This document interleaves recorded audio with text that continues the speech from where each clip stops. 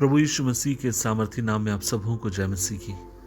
आज के मनन का भाग हमने लिया है जो आपको मुझे मिलता है नीति वचन की किताब अध्याय 14 उसकी 30 आयत लिखा है, शांत मन तन का जीवन है, परंतु मन के जलने से हड्डियां भी जल जाती हैं।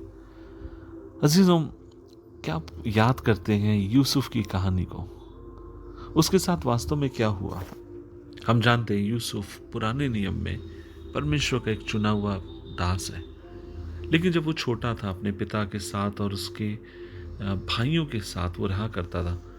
प्रभु के वचन में लिखा है कि उसके भाई उससे नफरत करते थे, उसके 10 भाई उससे जलन रखते, और उसका बड़ा कारण ये था क्योंकि यूसुफ के पास सपने थे।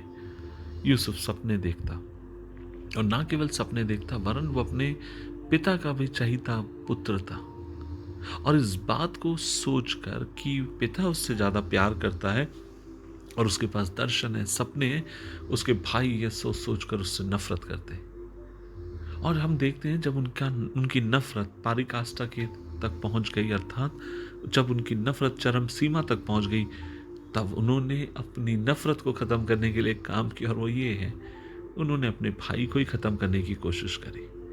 इसकी बजाय कि वो अपनी जिंदगी में काम करते, इसकी बजाय कि वो अपनी जिंदगी को देखते कि कहाँ उनसे गलती हुई है, कहाँ उन्हें संभलने की जरूरत है, वे अपने भाई को ही खत्म करना चाहते हैं। और हम जानते हैं उन्होंने यूसुफ को बेच दिया।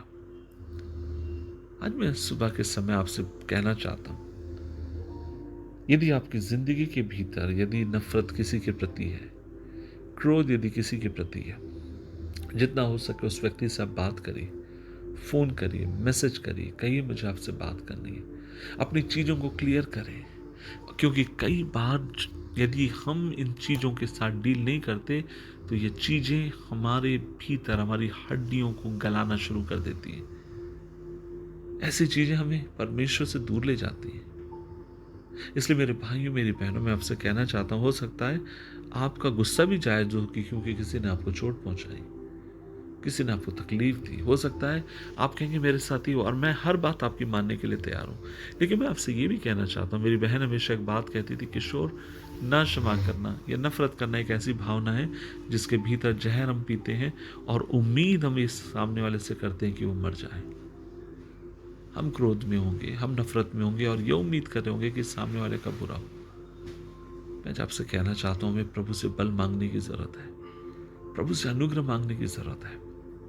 जब उसके भाइयों ने, यूसुफ के भाइयों ने यूसुफ के साथ गलत किया, वो छोटा था, कमजोर था, लेकिन एक दिन जब वो प्रधानमंत्री बना, वो बलवानशाली था, वो चाहता तो एक ही दम में अपने सारे भाइयों को मार डालता, खत्म कर देता।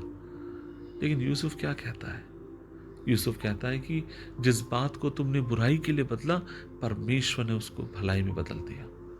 और क्या पता, परमेश्वर इसलिए मुझे मिस्र लेकर आया हो ताकि मेरी जिंदगी के द्वारा तुम्हारी जिंदगी बचाई जाए। आज आपसे कहना चाहूंगा, प्रभु से हमें अनुग्रह मांगने की जरूरत है, हमें अपने आप के लिए प्रार्थना करने की जरूरत है। प्रभु हमें बल दे, ताकत दे, ताकि ऐसी दुनिया में भी हम प्रभु के नाम के निमित्त चमकने वाले हो, उसके वचन को मानने वाले हो। दुआ करें। प्रभु जी, हम धन्यवाद देते हैं इस दिन के लिए और प्रार्थना करते हैं तेरा जोरावर हाथ हम पर हो। मदद करके प्रभु हम तेरे लिए जिए, तेरे वचन को माने, तेरे पीछे चलें। अनुग्रह दे पिता, खासकर हमें अनुग्रह दे, हम क्षमा करें, क्षमा पाएं और तेरे नाम से बढ़ते जाएं। यीशु मसीह के नाम से मांगते हैं।